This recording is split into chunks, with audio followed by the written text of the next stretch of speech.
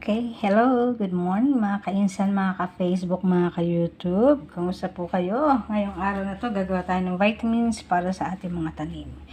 So, ito po ay hugas bigas. Ito ay apat na tig to 250 ml, equivalent to 1 cup. Yan. Okay po, so apat siya. Then, meron tayong brown sugar dito or molasses. Kung walang molasses, brown sugar. Alagyan natin ito ng isang kutsara. Ayan. Ito po ay vitamins para sa mga namumulaklak na halaman katulad ng kamatis. Tapos, itong sprayer na to, empty bottle to na alcohol. So, since wala nang laman, itong gagamitin kong pang spray. Kasi maganda yung nito, nozzles nito, malambot. So, hahaluin lang natin mabuti.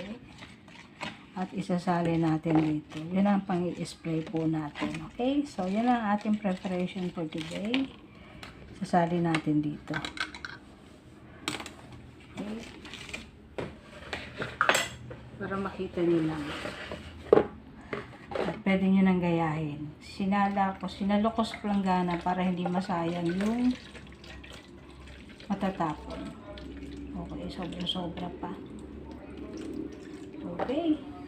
So, yun lang po ang ating vlog for today. Sana may natutunan. Please follow and share. Thank you for watching. Ingat palagi. Bye.